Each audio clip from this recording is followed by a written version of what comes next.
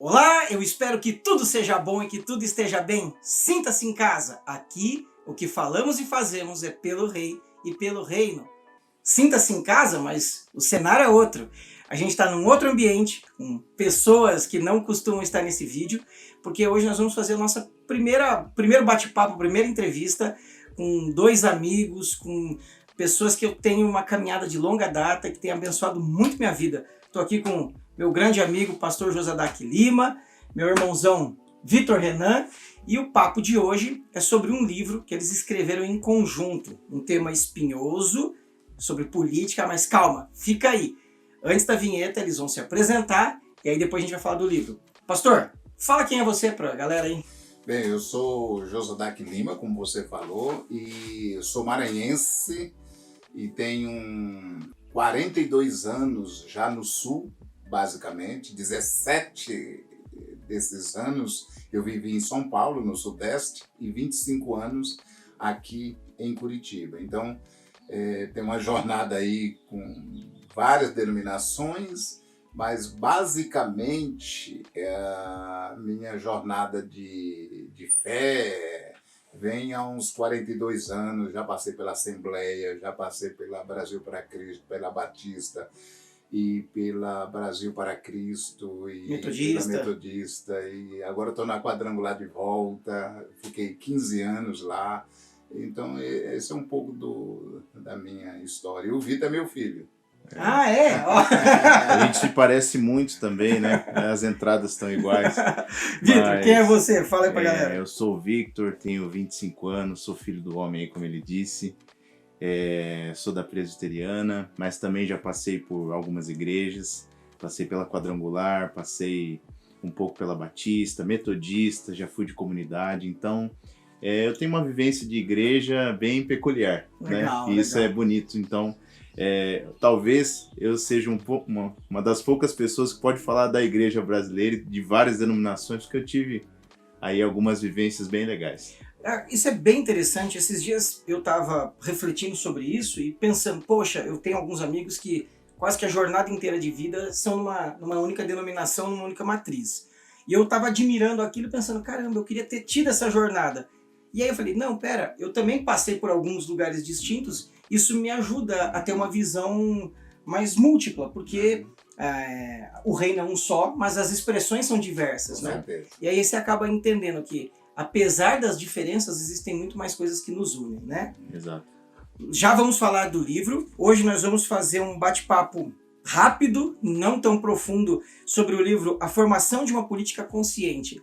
Um livro escrito a 4 mãos, pai e filho, um material de uma leitura fácil, não é um livro muito extenso, é um livro que você, apesar de ser pequeno em quantidade de páginas, ele é profundo, você lê rápido, mas volta a reler. O meu aqui está todo pintado e colorido, e é um tema muito pertinente no momento atual. A gente está gravando esse podcast em janeiro de 2023, mas se você for ouvir em janeiro de 2033, provavelmente também vai estar atual em 43, em 53, se Jesus ainda não tiver voltado, vai estar atual. Mas além disso, eu queria rapidamente só falar, o pastor Josadac Lima é o autor do treinamento CDV, que é a minha grande paixão, é uma das coisas que eu mais amo fazer no contexto de do reino de Deus, é ministrar o CDV, é autor da Bíblia do Discipulado, é autor de uns 2 ou 3 livros, isso? Exatamente. 105. 105 livros. Pouquinho. Talvez você que está assistindo, você não leu 105 livros na sua vida. O pastor Josadac escreveu 105 livros. E o Vitor, filho dele, está indo por um caminho muito semelhante, formado em teologia, especializado em... Gestão de projetos sociais, ainda estou terminando. Gestão de projetos sociais. E esse é o primeiro livro editado, mas tem mais já escrito, né?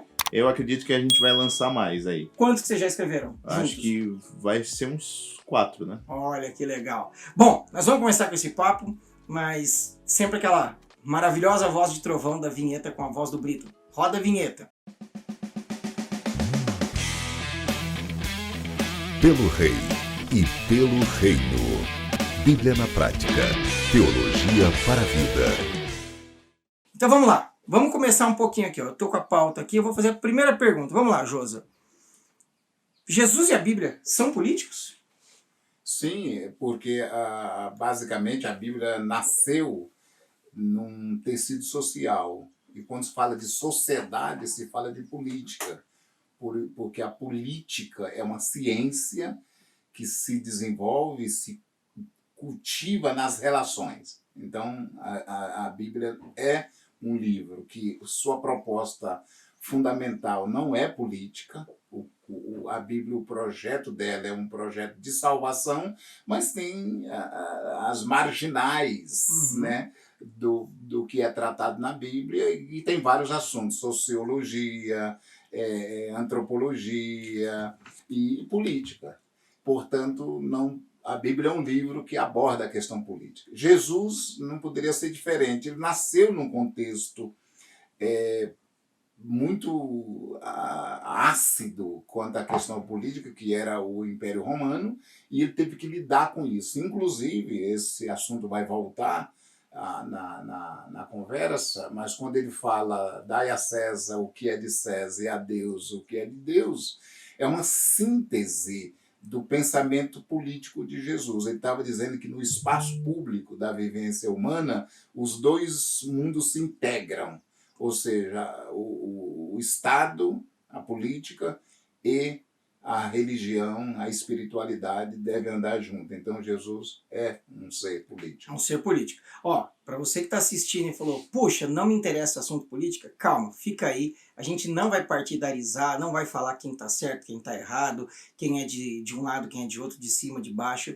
É uma visão geral sobre política e sobre ser político. E é um assunto de extrema importância, porque eu não vou lembrar quem é o autor da frase, mas diz: aqueles que não gostam de política são governados por aqueles que gostam. Vitão, eu vou te fazer duas perguntas. A primeira é: o que é ser político? E já nesse engate aí, você falar um pouco sobre essa convivência dos diferentes. E até no grupo dos 12, imaginar a convivência de um ex-publicano Mateus e um ex-zelote Simão. Como que você imagina essa comunhão política diversa aí? Primeiro que a gente tem que, complementando o que meu pai disse, a política é a arte de conviver com o diferente. Fantástico. É sempre esse conflito e sempre esse desafio de conviver com quem se opõe ao que você acredita. Porque mas o diferente não é um opositor, não é um inimigo, não é um adversário, né? Nem sempre. Não precisa não ser. Precisa ser. Mas a nossa natureza é sempre extrema. A gente, né? Como a gente tem essa experiência da queda, todos nós temos os extremos da vida. As relações são, vamos dizer assim, extremas. E a gente vê isso hoje. Mas eu acho que o reino de Deus, como meu pai disse, nos inclina à integralidade da missão que foi dada por Deus de ser mais. E Jesus sempre ensina, né, vamos dizer assim, desde os evangelhos até a inspiração dada por Paulo, né, que a nossa vivência tem que ser pelo amor. Amém. Né? E tendo em vista a relação dos discípulos, eles pensavam de forma diferentes, tinham temperamentos diferentes, mas a relação que eles tinham com Jesus inclinaram eles para o Evangelho, né? E por mais que o discurso de Jesus tivesse um ponto de evangelização, ele era 100% político, e os discípulos também eram 100% políticos também, porque eles estavam comunicando uma política do reino de Deus. Exatamente. Né? Mas não a política de um partido. Né? Exatamente, que inclina para a eternidade, porque todos eles foram perseguidos, tanto pelos romanos como pelos judeus. Perfeito. Ou seja, o evangelho requer um sacrifício. Você vai apanhar dos dois lados. O sacrifício do sistema. Então, ser cristão requer, vamos dizer assim, entrar nessas pautas de costume, entrar nessas questões polêmicas da vida, trazendo respostas do reino de Deus. Perfeito. Trazendo o reino de amor, o reino de justiça e trazendo o discernimento do Espírito Santo. Perfeito. Né? Por isso que, quando a gente fala da direita ou da esquerda, a grande tônica do cristão, a grande dificuldade é se posicionar pela justiça, pelo que o reino de Deus está interessado. E não por ideais. E não por uma ideologia pontual do momento, aquela que convém às pessoas. Porque a política tem disso, né? A gente pode assumir uma característica, mas o reino de Deus requer que a gente assuma, vamos dizer assim, a representação do reino aqui na Terra. Perfeito. E aí que é o desafio do cristão, né? Até porque ideologia vem de ideal, e ideal é aquilo que você supõe que não é concreto, né?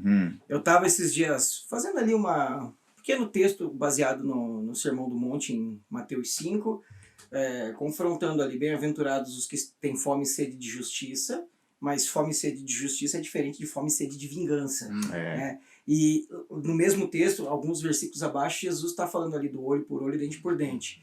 Me parece que são, assim, trazendo esse para o campo político, são duas cláusulas de constituição, uma do reino dos homens, uma do reino dos céus. No reino dos homens é olho por olho, dente por dente. Então você me feriu, eu vou ferir você, eu vou devolver na mesma proporção. E no reino celeste, a cláusula ali, a Constituição Celestial diz que você não revida na mesma moeda, né? E falando de política e do porquê. Quando que esse livro começou a ser concebido e por que ele... Qual foi o gatilho? Assim, o que vocês falaram? Poxa, vamos escrever. Fica à vontade aí, quem for responder primeiro.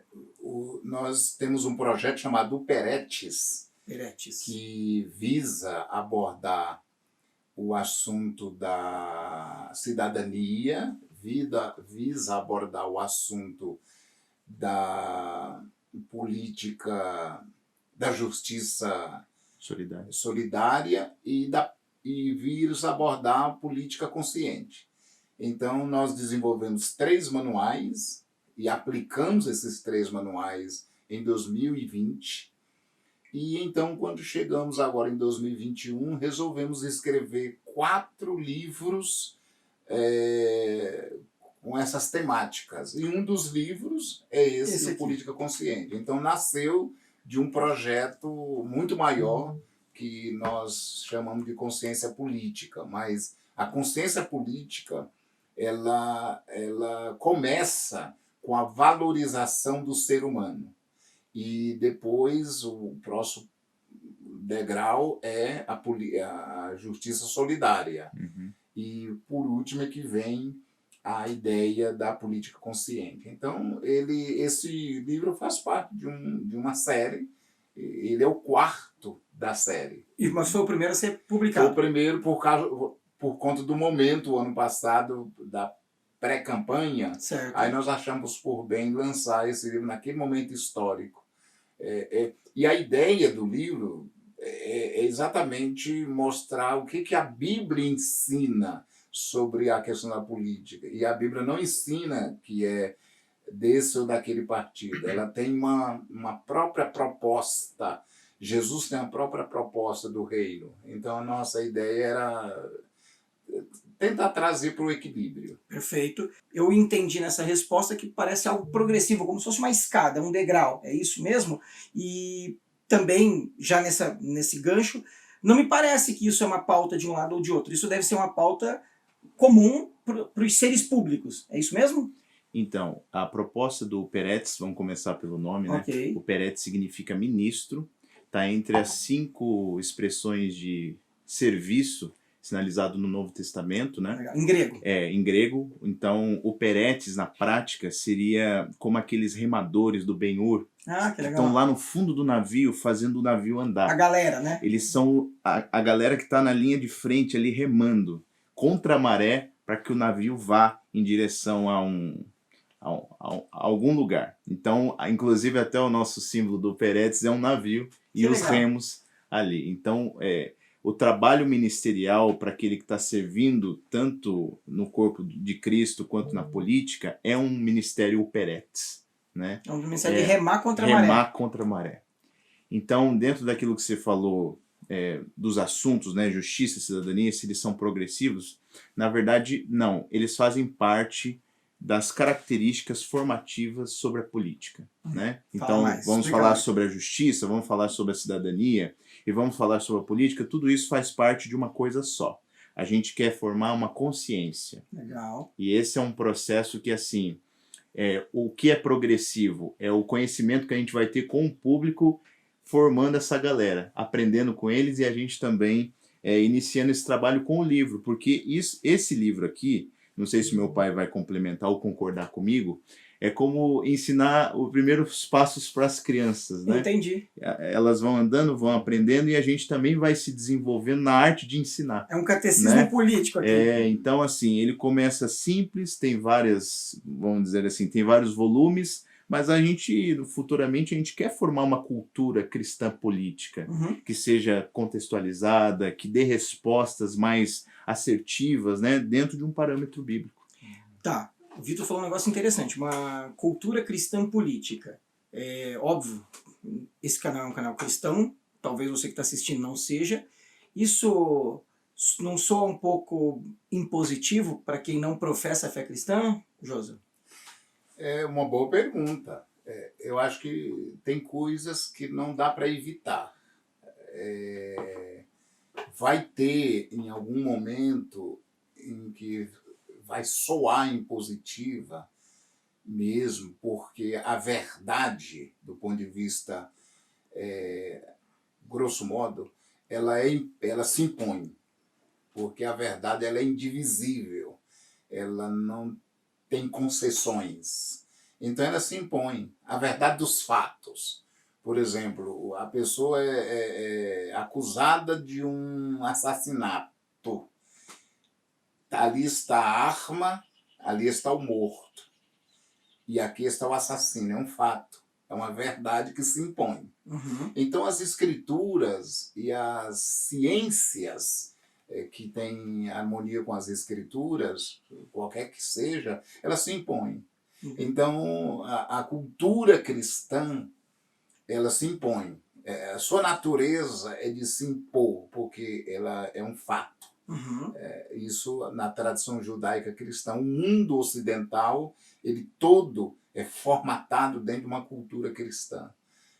Então, é só você sair na rua e ver o nome das ruas, ver o nome dos prédios, o nome das praças. É São Pedro, é São Paulo, enfim. Isso é uma imposição de uma cultura cristã. Só que nós precisamos tornar isso um pouco mais pragmático. Eu acho que eu fui muito genérico na minha resposta. Eu luto pelo fato de ter uma consciência cristã da política para que isso vire uma cultura. Uma cultura é uma vida normal, é um pensamento normal, onde eu não preciso explicar. Eu acho que essa é a ideia. A cultura vem de cultivo, né? Uhum. De você... aquela coisa de recorrência e de persistência e paciência, né? Vocês disseram que esse é o 4º livro da série que vocês escreveram, mas o primeiro publicado. Vitor, esse livro foi lançado no 2022, certo? Isso. Na pré-campanha, um momento em que acho que, desde que eu me entendo por gente, foi a maior polarização política que eu já vi. A gente já passou a eleição, mas ainda há uma polarização nacional. Foi um bom momento para lançar o livro ou um mau momento? Ele é vitrine ou ele é toma pedrada? Qual que é a tua visão? Para falar desse tipo de tema. Eu acho que ele é mais pedrada, hein? Porque, pensando bem, acho que talvez o cristão que está buscando um caminho seguro, um caminho bíblico, talvez esse livro auxilie nesses primeiros passos para entender a política de uma forma mais bíblica, né? Então, assim, a gente vê muitas tensões polarizadas, mas a gente tem que pensar na formação da turminha que está chegando agora, que está começando a gente se preocupa muito com a juventude, né? Que está sendo enredada. A gente fala das ideologias anticristãs aqui no livro, né? E essa questão de ser enredado é uma grande... vamos dizer assim, é um grande desafio para nós hoje. Do que a gente está formando, que materiais que nós temos para facilitar o conhecimento político. Então chega como uma pedrada, porque assim como meu pai falou, a gente transmite verdades que são atemporais. Perfeito. Então a gente tenta também focar para todas as faixas etárias, mas principalmente para a turminha jovem, que quer conhecer, quer refletir e quer ver de uma forma simples, vamos dizer assim, e mais objetiva, como Jesus trabalhou a política. Quais são os princípios que norteiam a política do reino e que Jesus se materializou em vida, né, aqui. Então, eu acho que é um bom manual, é um bom primeiro passo Legal. né? Então por isso que é uma pedrada, né? Porque a gente não passa a mão, não. A gente fala o que precisa ser dito. Sim, o livro, ele não é um livro partidarista, mas ele deixa claro a posição e a opinião dos autores. Uhum. Então o Vitor falou agora sobre geração, essa passagem geracional, e aqui na mesa a gente tem 3 gerações distintas. O Josa, quantos aninhos, Josa? 60. Carinha de 59. Não, o Josa tá numa idade com... Não é avô, mas tem 3 filhos adultos. Ele tá numa estação da vida. Eu, 42 para 43, com uma filha de 12 e uma filha de 7. E o Vitor, 25, ou seja, indo para a vida de um dia casar, de ter filhos, 3 gerações distintas. E pensando nisso, como que essa obra de vocês, né, voltando para o livro, ela ajuda a até costurar essas diferenças geracionais, e como que a política perpassa, como que ela dialoga essas gerações, Josa? O que entra em discussão aqui, primeiramente, é a questão da essência e forma. A essência nunca muda, mas a forma se altera no tempo e no espaço. Perfeito. E a forma, numa linguagem mais sociológica, tem a ver com contextualização. E a contextualização passa pela linguagem. E a linguagem são os códigos. Dá um exemplo. Por exemplo, hoje você tem esse celular, que é uma linguagem, é um ícone de comunicação.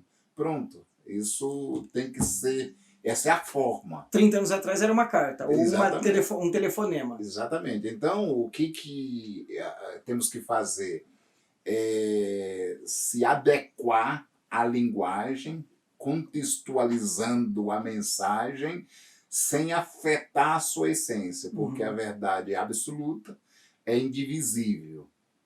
Ela se mantém. Eu vou dar um exemplo para fechar.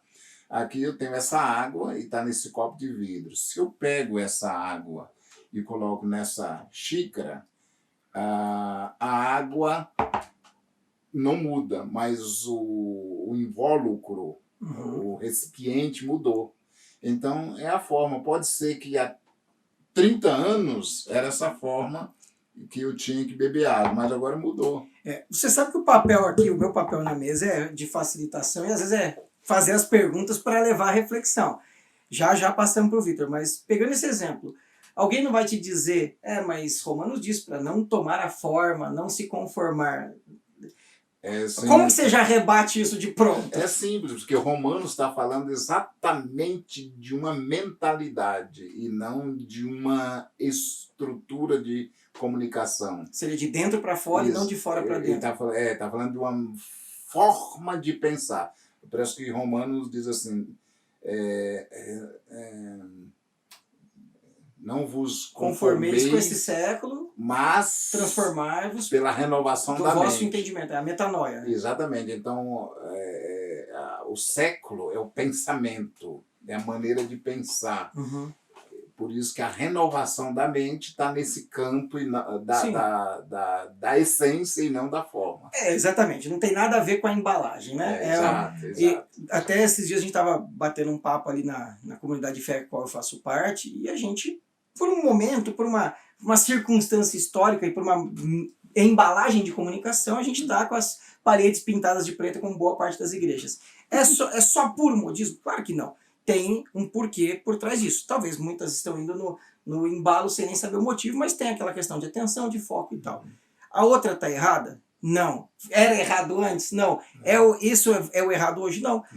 É a forma para a qual eu comunico no tempo em que eu estou. Exatamente. Mas independente se é parede preta, parede branca, se é uma igreja pentecostal, histórica, a mensagem ela tem uma matriz. Aí o externo é o como, né? É o como. O que não muda. O que não muda. Essa é a ideia. Essa é por isso que a forma nunca deve afetar a essência. Esse é o trabalho do perito.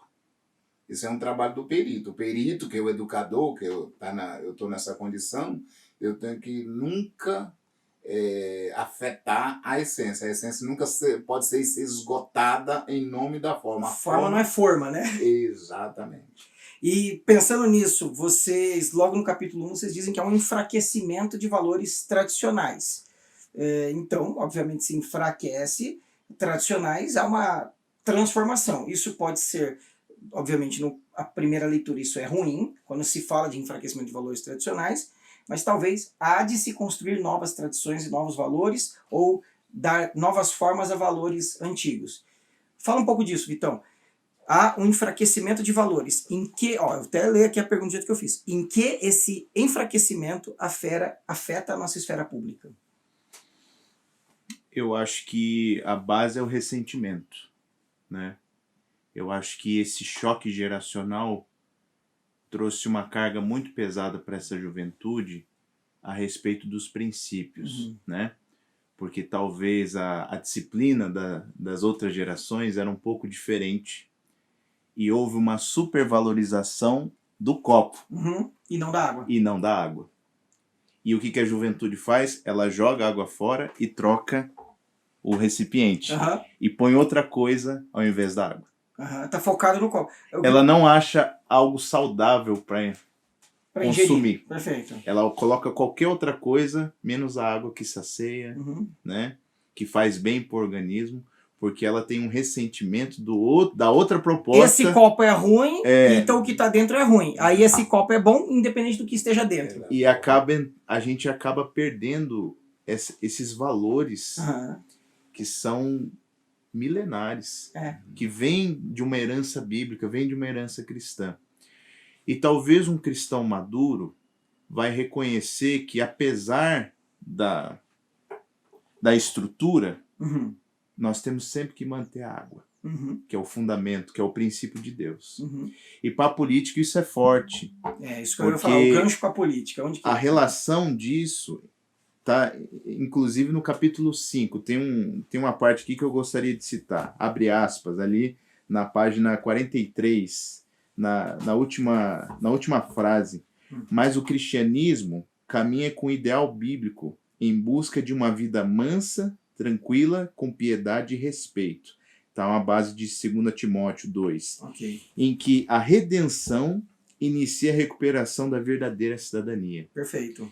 Então, eu entendo que o cristão contemporâneo, ele sempre tem que buscar a redenção em Cristo. A vida de Jesus é um exemplo de política para nós. Então, apesar das nossas referências religiosas, quando a gente vai, em nome de Cristo, defender e analisar a nossa vida como cidadão, a gente consegue, vamos dizer assim, recuperar essa herança da igreja, essa herança do cristianismo, porque a base é Jesus. Perfeito. E ela é sempre atemporal. Ela é indivisível, como meu pai diz, porque Jesus defende a verdade que liberta. De tantas verdades que, vamos dizer assim, a gente tem coisas que são da realidade, mas na verdade são mentiras. Jesus viveu uma realidade que tem verdade. E é nisso que a gente tem que se guiar. A partir de uma vivência que não teve pecado. Porque ela é perfeita. Você falou um negócio bem interessante de Jesus viveu essa vida política de uma forma exemplar e não deve ser seguida. E a gente vem falando dessa questão da política de juntar os diferentes. Juntar não, mas de conviver, né? De conjunto, né? Viver em conjunto as diferenças, enfim, de equalizar.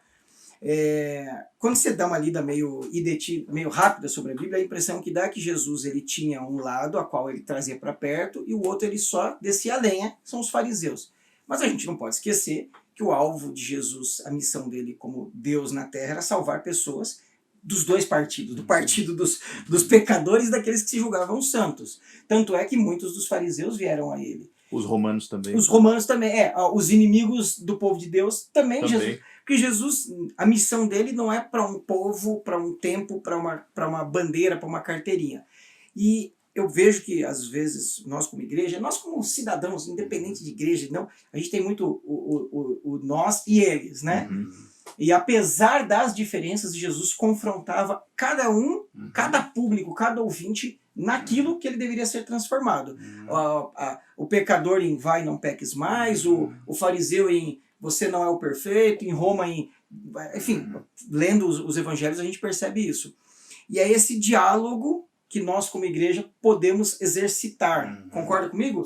A gente não é ser apenas proselitista, né? Não é só eu quero que você venha pro lado de cá. Não, mas exercitar esse diálogo partindo, não me falha a memória, foi você quem falou, não me lembro se foi você ou o Josa, partindo como o ponto de partida e creio que o de chegada é o amor. É o amor. Não é o convencer sobre as minhas ideias. Inclusive tem um livro do Dallas Willard que fala da gentileza que cativa. Legal. Inclusive é muito interessante, foi um dos livros que eu usei para o meu TCC, porque ele fala assim que a defesa da fé, ela não pode ser só com manuais teóricos, com filosofias, com construções para falar assim, eu tenho mais poder de fogo do que você, então receba essa palavra. Perfeito. Mas é pela vivência, é pela experiência de vida que a gente convence as pessoas sobre a realidade do reino. Perfeito. Né? Então eu gosto dessa análise do Dallas, porque ele fala que é a partir da gentileza, a partir do amor de Cristo, que a gente convence as pessoas da realidade do reino. E assim é com a política, porque o caráter cristão, ele reflete o reino de Deus. Então isso não tem como negociar, é um caminho só.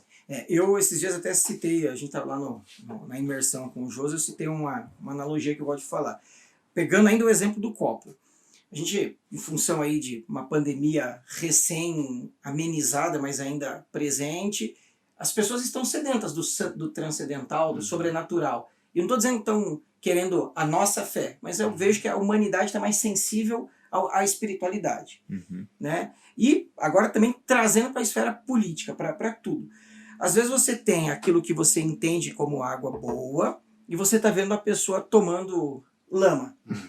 Mas ao invés de você simplesmente apresentar a água boa dizendo, olha, eu tenho isso aqui porque vai te fazer bem por isso, por aquilo, a gente quer segurar a pessoa à força e colocar na garganta dela. Sem a gentileza. Você está fazendo o bem de uma forma ruim. Exatamente. Josa, 2 perguntas aqui, ó. Já que o Vitor abriu aqui no capítulo 5, eu marquei uma frase, eu vou ler essa frase. Aqui a gente talvez não vai seguir a cronologia do livro, não vai dar para abordar o livro inteiro, então compra e leia. Né? Capítulo 5, página 43. Primeira frase aqui do capítulo. Em uma sociedade pluralista como a nossa, afirmar que defende a democracia contra o autoritarismo tornou-se mais um slogan do que uma realidade objetiva. A pergunta não é para você... Você pode falar, obviamente, disso. Mas será que a gente não vive também um momento não só de autoritarismo, mas de autoritarismos? Cada gueto tem o seu autoritarismo particular, o autoritarismo para chamar de seu. E onde que isso tem a ver... E como que a gente, digamos, derruba muros e constrói pontes para viver essa consciência política conforme... o título do livro, a formação de uma política consciente, onde menos muros e mais pontes são construídas. Boa pergunta. O Brasil hoje vive um discurso que eu chamaria hoje, eu tiraria aspas, e que antigamente eu usava com aspas, mas hoje eu tiro, que é um discurso falacioso em nome da democracia. Então, a democracia é para os meus e ditatorialismo para os outros. Então, não cabe. O Brasil hoje, mas é fruto da polarização. Eu não vou entrar no mérito. Defesa para mim, surra para você, né? Sobre os outros. Então, na hora que são os meus... proteção no deles, Reio no lombo. Aí eu uso a democracia como... Porque eu que dito as normas. Então aí fica complicado. Quando eu dito as normas, quando não tem um manual de orientação, digamos, nós teríamos a Constituição, mas cada ministro faz a sua própria leitura da Constituição. Perfeito. Então cria a sua própria democracia. Então, democracia não é isso. Eu acho que democracia é o que já foi falado e o que Jesus ensinou e praticou e que o cristianismo é o único que pratica. Eu não estou falando do cristão, Zé, Mané, Maria, não. Porque o nosso referencial não são aquele ou esse cristão. É Cristo. Tem gente que diz assim, fulano não é meu referencial de cristão. E daí? Tá certo, não é mesmo. Nem ninguém é. O referencial é Jesus e a palavra. Esse é o referencial. Então, qual que é o ícone do cristianismo? É o amor.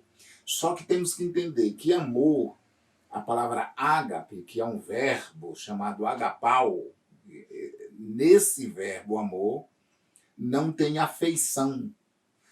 Não é baseado nas emoções. A palavra amor significa compromisso radical, mesmo que a pessoa esteja errada. Vou dar Pacientuária, talvez. Exatamente. Jesus falou, exatamente, capítulo 13 de João. Jesus lavou os pés de todo mundo, inclusive de Judas. 24 pés. Exatamente. Desses 24, 22 iam largar ele na cruz. Exatamente. Só 2 estavam lá depois, né? E nesse mesmo texto, capítulo 13 de João, diz que Jesus os amou até o fim.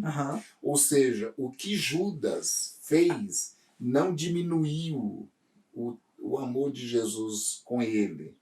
E o que outro fez de bom não aumentou. Porque o amor não se baseia no que a pessoa faz ou deixa de fazer. Não é circunstancial, esse amor, o amor de Deus. Né? Não é compromisso radical. Aí, por isso que, retomando aqui o nosso projeto, nós começamos com a ideia da dignidade humana, que é a questão da cidadania, e depois fomos para justiça solidária, e nós esquecemos de um ponto, até agora não mexemos com ele, que é a igreja cidadã, e o quarto é a política consciente. Então, esses tópicos formam todo o nosso pensamento, que exemplifica a questão da proposta do reino de Deus sobre política consciente e cidadania, e justiça solidária e igreja cidadã. Então, esse corpo inteiro que se entrelaça, é orgânico, essa ideia, e cujo referencial último é o amor. E vamos lá, e como que o seu anônimo e a dona desconhecida, o cidadão comum ali, o que não exerce a influência nas esferas públicas, vive de forma tanto receptiva, mas vive de forma proativa essa política do reino, do rei? Como que ele põe isso na prática? É bem complicado.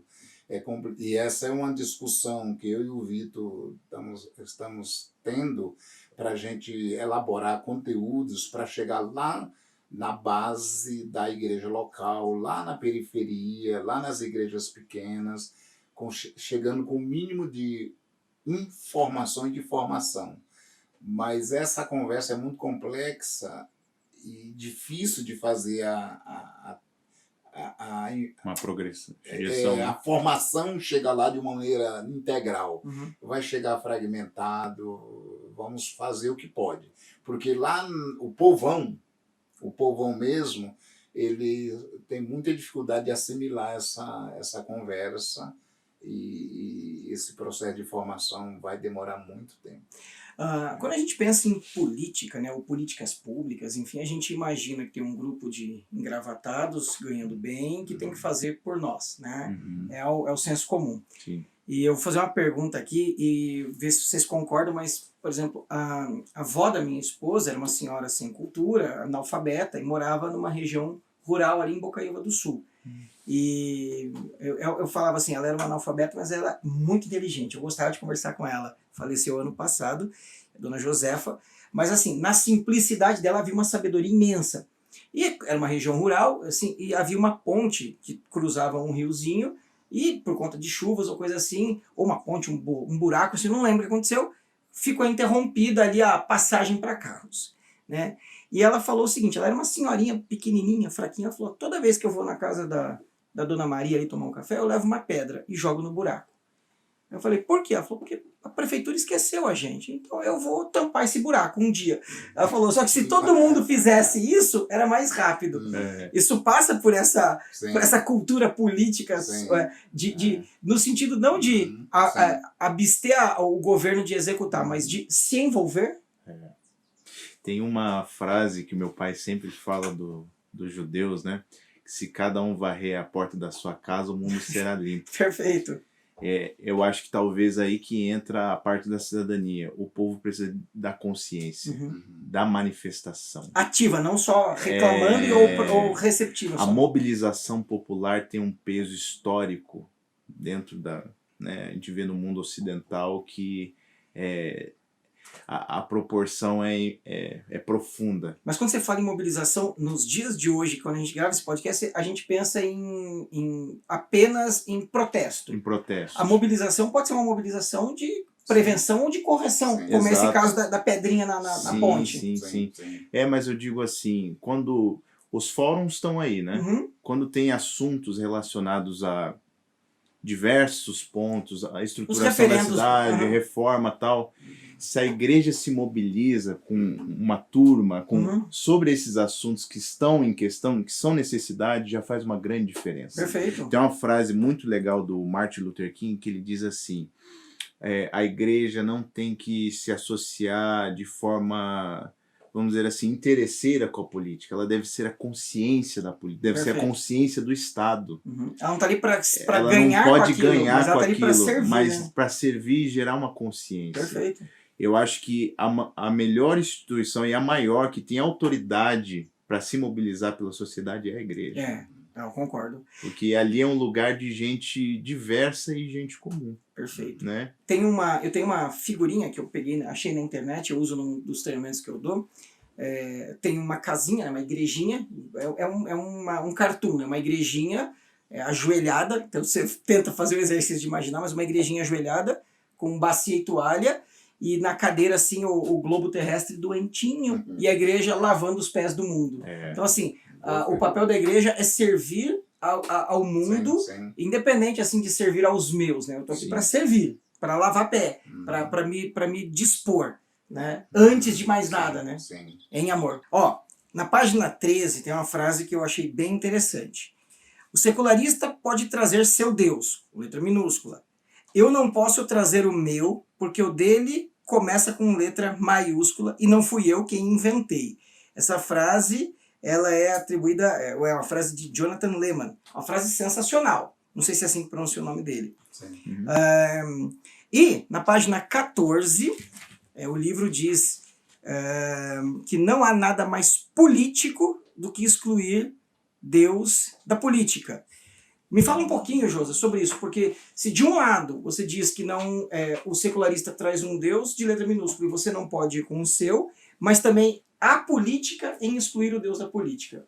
Isso é paradoxo ou eles caminham juntos? Como Não, que é isso aí? caminha junto. Essa é a proposta progressista do mundo, que não é de hoje. Isso veio com o iluminismo, desde a época da reforma para cá, né? Ou antes da reforma.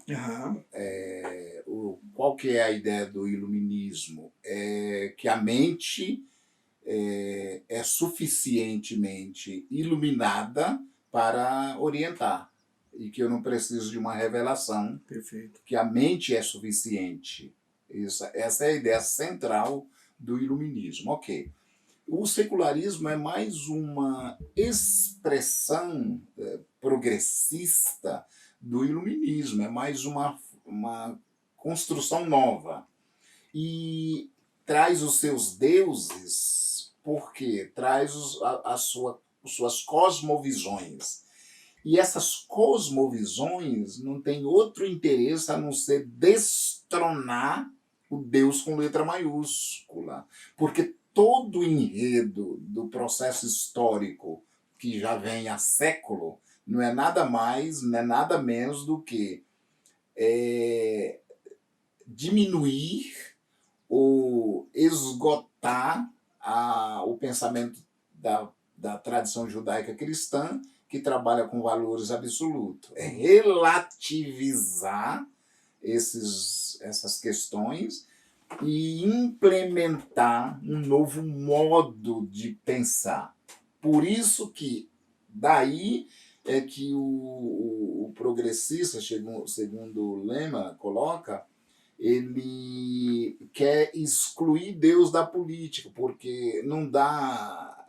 É um elefante na sala de cristal. Sim.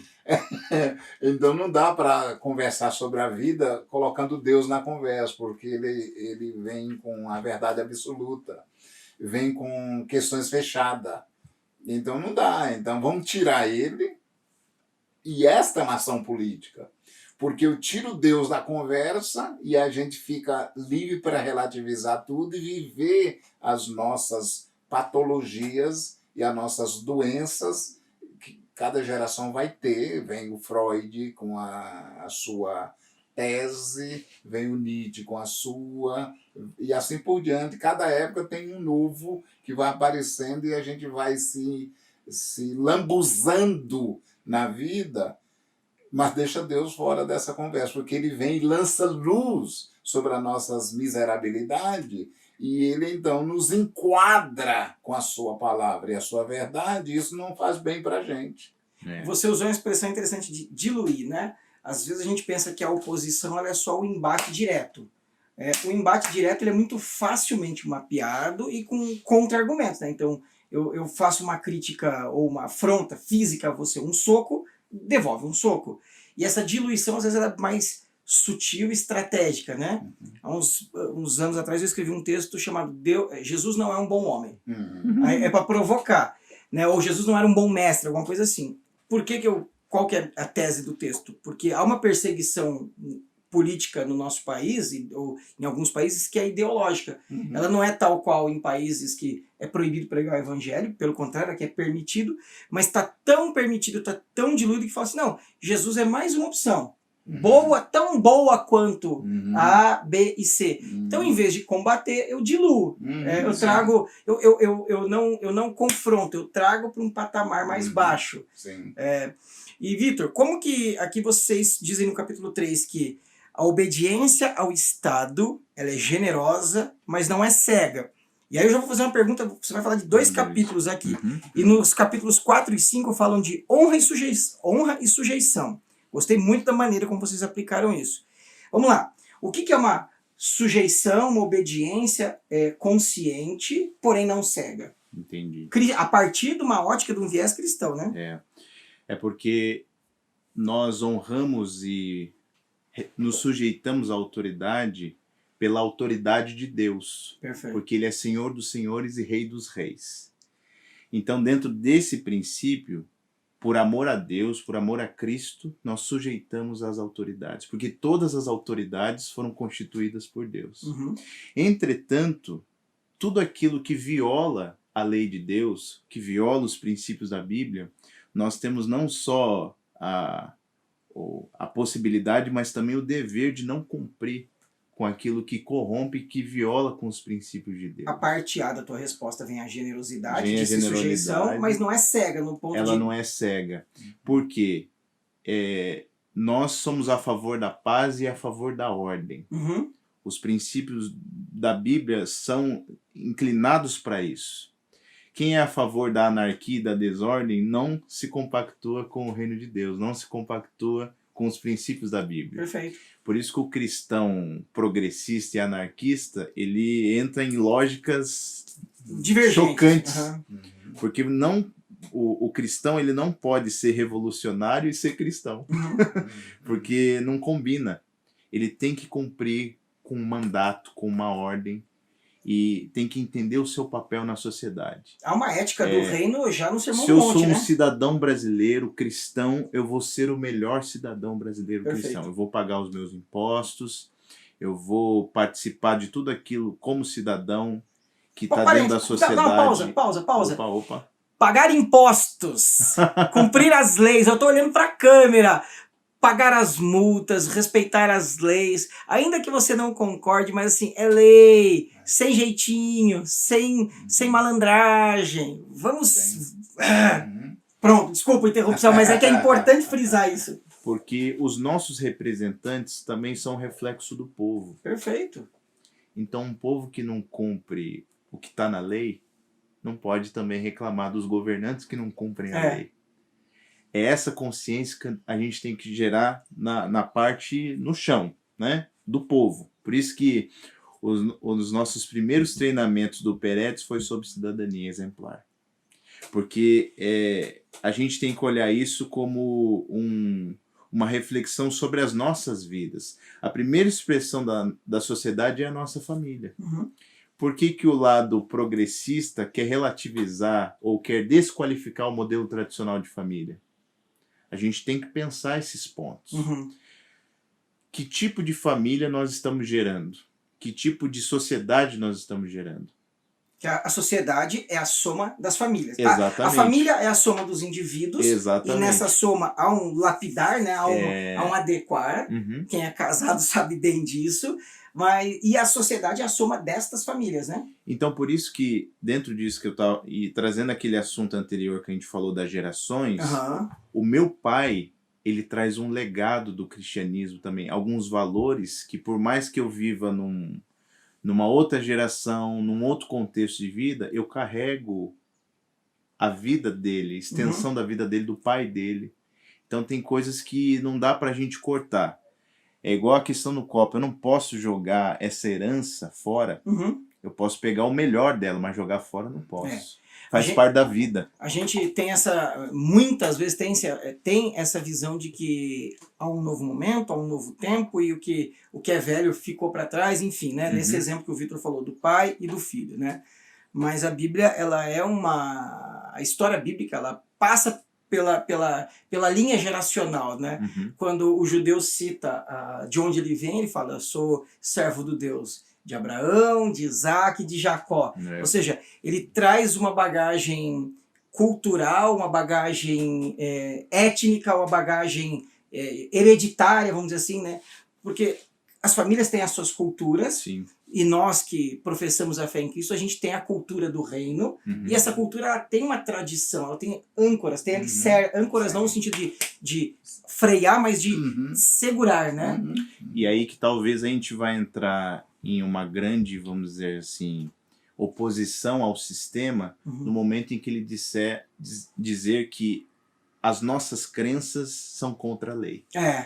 Aí a gente vai entrar, aí o cristão autêntico vai entrar em conflito, vai falar, pode me prender, porque eu não vou abrir mão. Perfeito. A gente tava conversando esses dias com uma pessoa, né, e tava falando sobre lá os exemplos de Mesaque, Sadraque, Abednego, Daniel, e eu, logo no início da minha fé, fazer uma confissão aqui, eu li esse texto e falava assim, poxa, eles tinham que se dobrar diante de uma estátua.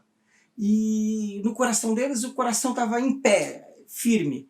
Por que para evitar se colocar em perigo, eles não se prostravam, mas prostrados falavam assim, não, Deus, eu estou aqui prostradinho, mas... Porque há uma postura que tem que ser externalizada de convicção também.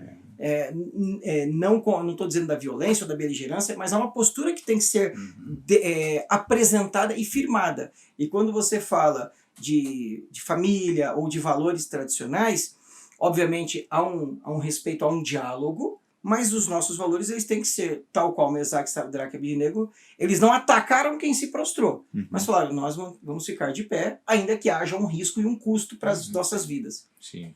Josa, o Vitor citou um texto aqui, um versículo, e que ele muitas vezes é mal interpretado. Estou dizendo que você citou mal, mas fala um pouquinho sobre toda autoridade é constituída por Deus. Porque a pessoa ouve isso e fala, então o fulaninho A, o fulaninho B, o CPF 000 tal, foi Deus que pôs ali.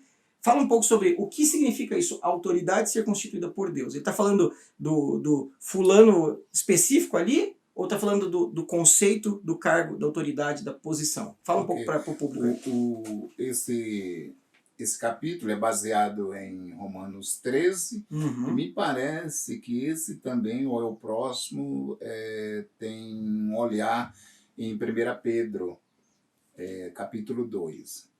Os dois textos foram desenvolvidos ali na década de 60, antes de chegar ao ano 70, onde o imperador, especialmente no final, era Nero. Que Nero é tido como um dos piores. Domiciano depois vem ali no ano 90, que foi o que prendeu João na ilha de Pátimo. Ele era muito duro, muito radical, mas Nero é o perseguidor exemplar dos cristãos.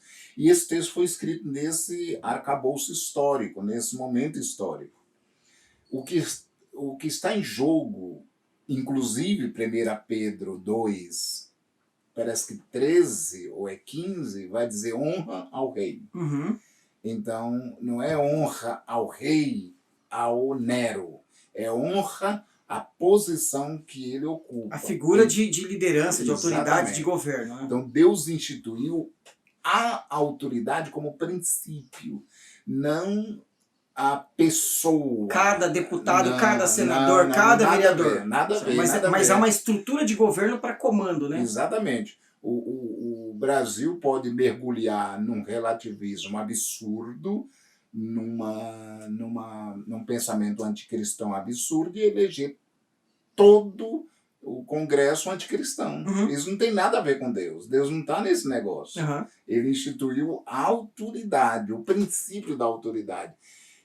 O assunto de Romanos 13 não tem nada a ver com Nero e não tem nada a ver, a priori, com a autoridade. Tem a ver com o cristão. O assunto ali é o cristão diante do princípio da autoridade. Fala mais. O Nero se relativiza, porque o Nero nasce, cresce e morre. A vida é assim. Uhum. Então, aquela pessoa que ocupa a posição de autoridade, né, hoje, ele vai desaparecer. A autoridade fica. Esse é o princípio que foi colocado por Deus. E qualquer posição em rebeldia a essa autoridade é feitiçaria. Uhum. Porque é rebeldia e é comparado a feitiçaria. Exatamente. E é anticristão.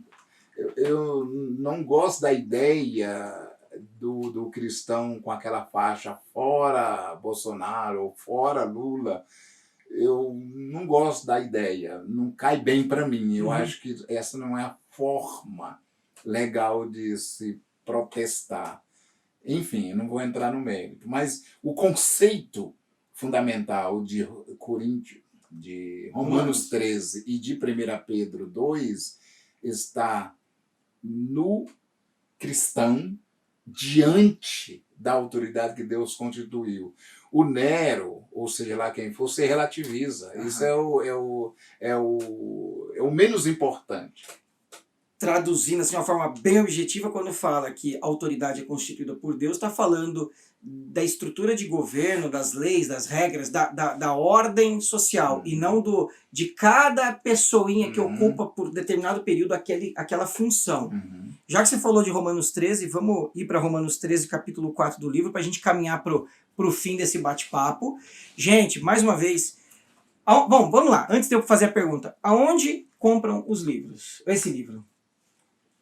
Eu acho que hoje ele está centralizado em nós, com a gente, mas pode ser adquirido na editora Aleluia. Editora Aleluia. A editora Aleluia, se você colocar lá no Google, você vai conseguir acessar. Tá. Editora Aleluia, então caso você que é pastor de igreja, líder na tua igreja, quer formar ali uma classe de política na tua igreja, inclusive eu vou levar um exemplar para dar para um amigo meu, André Rummel, eu tá aqui, eu vou levar hoje para você, eu vou dar um para ele. Se você quiser fazer um estudo coletivo, vale a pena essa formação, sobretudo com os jovens. E aí já faço uma outra pergunta que não estava na pauta. Vitão, você é um jovem que dá aula para jovens, meninos para jovens. Se alguma igreja quiser fazer alguma aula, você vai falar um pouco do livro? Você está disposto aí bater um papo? Então, ó, gente, Curitiba e região, ou também lugares, Fernando de Noronha. Opa, onde for. Para onde for, ele vai dar aula. E se a pessoa quiser adquirir um exemplar para si, aquele leitor que não vai fazer grupo, ele entra lá no teu Instagram, no Instagram do Vitor, chama, ou entra lá no meu ali e me pergunta, eu faço uma ponte com vocês, como é que é? Pode ser. Pode ser uma ponte aí. Legal. É mais fácil. Gente, vale a pena ler. Ler é muito bom, sempre é bom, e exercita o cérebro e exercita a tua... Você alimenta o cérebro e desce para as mãos para você pôr na prática, né? Romanos 13, capítulo 4, vocês falam... Romanos 3, o livro fala assim, não da utilidade do Estado, mas da responsabilidade do Estado e do cristão diante do Estado. Isso é o cerne do ser cristão quanto às suas motivações? Sim. Porque no momento em que... É igual aquela frase do Martin Luther King, né? A igreja, o corpo de Cristo, o cristão assumindo o papel de consciência. o Estado, como nós vemos hoje, ele é laico, ele não é laicista, Aham. ele não é contra o cristianismo, mas ele também ele não pode permitir que só uma perspectiva domine Perfeito. o Estado democrático de direito. Até porque, só um parênteses, né? Aham, Quem defende Estado laico são cristãos. sim, Por incrível exatamente. que você que não professa nenhuma fé, fala, o cristão quer enfiar a goela abaixo do cristianismo. Não. Se você estudar a história, quem defende um Estado laico é o cristianismo. Se você vê países onde a religião ela é vinculada ao Estado, é onde há autoritarismo, ditadura, morte. Você não pode falar. Você aqui no Brasil pode dizer, não gosto de Cristo, odeio a igreja, você tem essa liberdade. Estados que não são laicos é onde você não tem liberdade de expressão. Exato. Por favor, continue, desculpa te interromper. Então, assim, só para concluir, o modelo que nós temos de Estado, ele sempre tem que... A gente sempre tem que expressar ou ter comportamentos que vão de acordo com a ordem e com a prosperidade do Estado. A gente tem que servir Perfeito. ao Estado e, como igreja, perceber e dar respostas que sejam favoráveis ao ambiente que nós vivemos. Por exemplo, Curitiba. No que eu posso contribuir com a cidade? Com o que eu posso fazer parte dentro das minhas faculdades, dentro do meu potencial, dentro da minha vocação, para que essa cidade seja mais justa, seja mais próspera e seja mais, vamos dizer assim, relevante, né, dentro do que é possível fazer. Então, essa é a visão de como igreja, como ser cristão, a gente tem que ter para o Estado, para o bem-estar do nosso povo, né? Eu acho interessante uma visão que, inclusive, está na Declaração de Independência dos Estados Unidos, né? Que eles dizem assim, quando uma série de usurpações e absolutismo florescem, é dever do povo, é a responsabilidade intervir e buscar soluções para o futuro. Uau. Eu estou trazendo uma síntese, Sim, mas a mensagem é profunda. Eu acho que isso vai para todo cristão. Essa é uma mensagem muito cristã. A gente tem a responsabilidade de se opor à injustiça, tudo que tem ao nosso alcance para fazer, a gente tem que fazer. É a nossa responsabilidade como cristão apresentar a perspectiva do reino. Não ser, eu não posso fazer nada, a gente pode fazer alguma coisa. Sempre dá para fazer mais. Com certeza. E é importante também, como cristão, a gente buscar a nossa vocação. Porque não adianta a gente servir para uma coisa vazia. Por que eu fui chamado? O que Deus tem para mim? Vocação, é a voz que te leva a agir, né? Que expressão da missão eu posso ser para a sociedade? A gente sempre caracteriza, né? Um missionário vai para a África, vai para a Índia. Não, a missão está aqui. A missão está no Brasil. A missão está em Curitiba. A gente pode ser relevante dentro da esfera da qual a gente vive, a gente aproveita, a gente também tem a possibilidade de ter a Bíblia inteira, a gente tem uma imensa possibilidade de professar a nossa fé e a gente como brasileiro tem que abraçar isso e abraçar com responsabilidade. Demanda tem, a gente pode ser a resposta. Porque tem até uma música, né? A gente espera do mundo, o mundo espera de nós também. Lenine. Lenine diz isso, mas enfim, por mais que seja secular, é uma verdade. Porque o cristão tem que expressar e tem que pôr a cara para fora, não pode ser só dentro das quatro paredes da igreja, porque ser igreja é ser integral. A gente tem que acabar com o dualismo. Perfeito. Até um esclarecimento aqui. Em todo esse momento, agora, a única vez que o Vitor falou de sair da igreja, né, que ele falou da instituição, predinho, templo, até agora, toda hora que a gente fala de ser igreja, está falando da expressão independente da bandeira, da matriz, enfim, de qual denominação que você é, e para quem não é de igreja nenhuma, a gente está falando da soma dos cristãos atuantes na sociedade, e não de uma instituição que vai se apoderar ou se arvorar do Estado. Partindo para o fim, última perguntinha aqui para o Josa. Antes eu quero ler uma frase aqui que está na página 36 do livro. Eu tenho o hábito de pegar os livros, né, e quanto maiores eles são, piores fica para mim, de fazer ali o top 10 das frases que mais me marcaram, né? Para depois tentar fazer, tipo, a suma do livro, né? Sim. E aqui tá muito legal, não precisa nem comentar muito, porque eu acho que deve ser um dever de todo cristão. Página 36, o terceiro parágrafo, a segunda frase. Ou seja, se formos capazes de orar pelos nossos adversários, seremos também capazes de respeitar um irmão que posta um pensamento que nos provoca indignação e não o desconsiderar. Enfim, o que está querendo dizer que nesse contexto político tão polarizado, às vezes a gente está quebrando relações, né? E aqui esse texto está dizendo, ore por aqueles que te perseguem, tá? O que Jesus já ensinou, né? Ore por aqueles que te perseguem. E eu posso ter uma postura, uma ideia, um pensamento e ser diferente do Josa, e nem por isso a gente precisa ser inimigo. Eu posso orar por ele vai orar por mim, porque isso é o corpo de Cristo. Inclusive por aqueles que não são os cristãos, que estão em outras posições, né? Você, independente de quem você vota ou quem você deixa de votar, depois de eleito, o meu desejo é que a pessoa faça um governo brilhante, para que todos ganhem. Josa, partindo para o fim, na página 41 há um imperativo para ser obediente, mesmo sabendo que as leis não são justas. E de fato não vão ser, porque são leis humanas, a gente é caído, né? A queda nos deformou. O livro fala sobre quebrar a lei, enfim, como o Victor falou, sobre essa questão quando a lei vai contra princípios de Deus. Sim.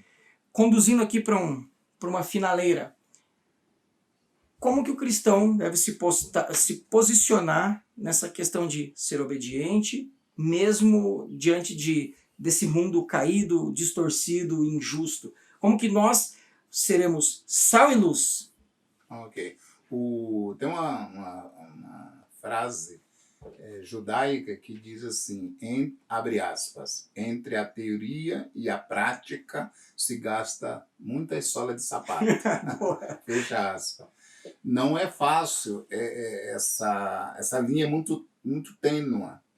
Por quê? Vamos partir do princípio de que a verdade é absoluta, indivisível e inegociável. Okay. E eu vou defendê-la, a verdade indivisível, absoluta e inegociável.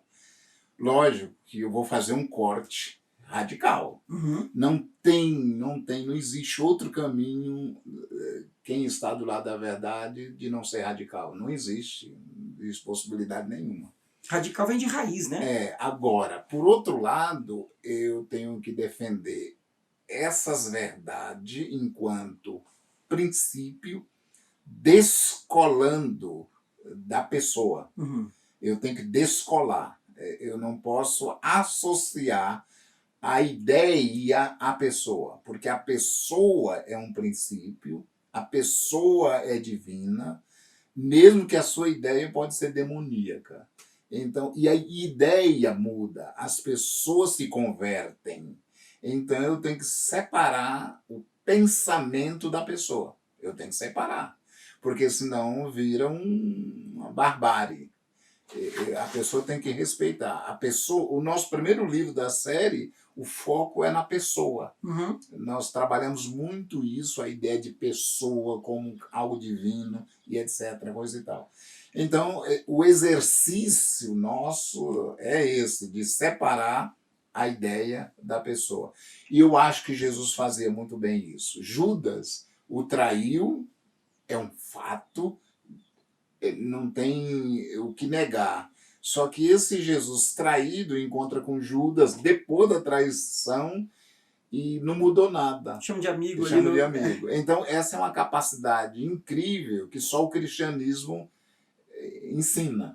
É por aí. Então, eis aí o desafio. Estamos nessa arena, só que não é agora. O Brasil está vivendo um momento, mas essa é a história da humanidade, a história da civilização ocidental, e vai continuar, com fé em Deus, piorando. Porque se não piorar, não vem o apocalipse no seu sentido máximo da palavra, e o reino de Deus não se estabelece como realidade do capítulo 21 e 22. Então, o mundo tem que piorar. O projeto de Deus, do reino de Deus, é que não piora. Mas o mundo vai num processo de decadência violenta. até estourar de uma vez por todas. E a minha torcida é isso. É tipo a gente naquele filme Titanic, tá afundando e os músculos, a gente tá tocando ali. Ó, você não entendeu o que o Josa falou de o mundo piorar? Duas coisas. Primeiro, vai estudar Apocalipse e faz a imersão de Apocalipse com o Josa. Partindo aqui pro final, Josa, a síntese da síntese do resumo do livro, assim, em uma ou duas frases, e para quem que ele é? Ok, a ideia do livro é o seguinte, você é político no momento em que você convive. Então não existe uma dicotomia na vida. Uhum. A vida é uma só, portanto, você é um ser político ao relacionar-se com a pessoa. Eu não gosto de política, problema seu, porque você está no mundo, no espaço da política que é a vida. Ótimo. E para quem que ele é? Quem é o leitor desse livro? Eu acho que a pessoa comum, não é um livro escrito para intelectual, não é um livro escrito para a academia, é um livro que foi desenvolvido como uma proposta de diálogo, de conversa, de mesa. Então, por isso que ele é pequeno. Tipo esse papo nosso. Isso, ele é pequeno, ele é bem objetivo, ele não é um tratado teológico, a gente fugiu dessa ideia.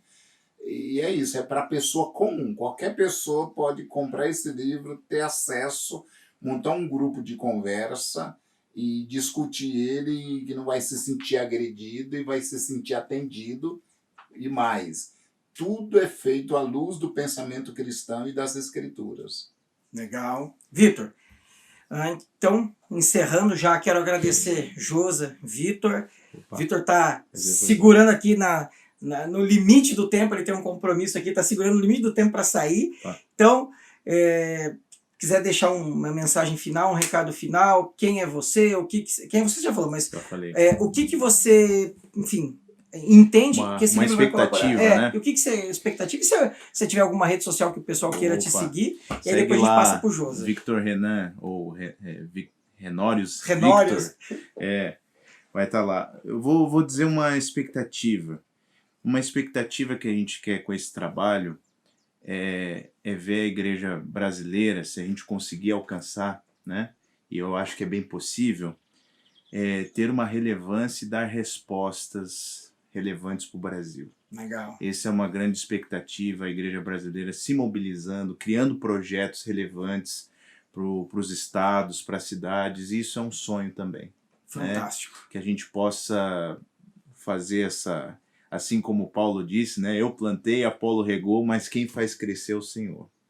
Então, por mais que a gente escreva aqui, trabalhe esse assunto, a gente acredita que Deus que vai fazer crescer, e se for da vontade dele que a gente alcance o máximo que a gente puder, o máximo de pessoas, e que esse conhecimento sobre a política e sobre o reino de Deus, ele traga essa motivação e traga esse pertencimento, principalmente para essa juventude aí que talvez está buscando respostas, está buscando um pertencimento, e que talvez esse conhecimento possa trazer esse pertencimento. Fantástico. Possa trazer essa vocação para a política, para o povo, porque uma coisa é certa, a gente não pode olhar para o Brasil, olhar para as coisas que estão acontecendo e falar assim, não, vai tudo acabar e que Deus abençoe. A gente é protagonista dessa história também. Né? Deus nos chamou para um mandato. Perfeito. Né? Não existe crescimento se não há quem plante, quem regue. A gente faz parte desse processo. Exatamente. E o Brasil precisa de nós. O Brasil precisa de Deus. Fantástico. Josa, além das suas considerações finais, se você quiser falar um pouco do teu trabalho, dos cursos, se alguém quiser chamar você para uma imersão, para um treinamento, enfim, teu jabá final aí, e as considerações finais e as expectativas, e a gente partir para o fim. Eu acho que as minhas expectativas são essas mesmas do Vitor, nessa área da política. A gente quer trabalhar o máximo junto às instituições no Brasil, às denominações, tentando apresentar para eles uma proposta de conscientização política como nunca. Então, eu trabalho com várias frentes, né? Uma delas é a imersão na Bíblia. Eu sou biblicista e tenho um projeto, um plano de imersão na Bíblia, livro por livro, e que qualquer informação é só procurar a gente. Instituto Josadac Lima, né? O Instituto Josadac Lima ali. .com.br. Isso, é um lugar onde possa acessar essas informações. E aí eu tenho um trabalho com discipulado, e eu tenho um monte de coisa boa, mas aí tem que acessar lá as redes, né? As redes sociais. E é isso. Maravilha. Obrigado, Guto. Obrigado você. Gente, então, Vitão, obrigado. Uma honra. Obrigado, Josa, Guto. são amigos de longa data. A nossa caminhada junto aí tem mais de 20 anos. Eu falei no início e vou repetir, o Josadac é autor da apostila do CDV, que é o curso de despertamento, de direcionamento vocacional, e eu já falei em alguns contextos de igreja que se eu tivesse que escolher um único tema para falar o resto da minha vida no contexto de igreja seria dons, talentos e serviço. Amém. É o que eu amo, sou apaixonado pelo CDV. Então, se você quer entender aí dons e talentos, ou procura ele, ou fala comigo, eu sou um dos peãozinhos que ele deu carimbo que posso ajudar, né? Com certeza. Bíblia de Estudo Discipulado, na linguagem Nova Almeida Atualizada, é uma das linguagens mais legais para os dias de hoje, para a tua igreja. Adquira essa Bíblia, muito show, tem vários livros do Josa. E a imersão na Bíblia, eu também sou aluno e falo de cadeira, é fantástica. O último encontro que a gente teve há uns dias atrás em Colossenses é de explodir a cabeça. Vale muito a pena. E, como que o tema de hoje foi o livro A Formação de uma Política Consciente, leia, torne-se um cristão consciente. Parte da tese contra os cristãos é que nós não pensamos. A gente tem que mostrar que não, que nós exercemos o direito de pensar e o fazemos direito, tá bom? Que Deus te abençoe, curte aí, se inscreve, se você já é inscrito no canal, manda para alguém e segue a gente, Instagram, Pelo Rei e Pelo Reino, no Spotify, Guto Parisi, no YouTube, Guto Parisi, acompanhe os nossos trabalhos, outras reflexões. Todos os dias, ou quase todos os dias, eu posto um videozinho de 1 minuto, 1 minutinho, chamado 1 Minuto com Deus. É uma pílula diária de esperança para o seu dia. A gente posta algumas reflexões ali de 7, 8 minutos, pega um texto bíblico, faça uma exegese e uma aplicação pastoral. E esse é o nosso primeiro episódio de bate-papo de entrevista. Estou muito feliz. Que honra, então, fazer primeiro... Honra minha. É boa. Estou muito feliz e como eu sempre digo, aqui o que falamos e fazemos é pelo Rei e pelo Reino. Que Deus abençoe sua vida. Amém. Valeu, pessoal.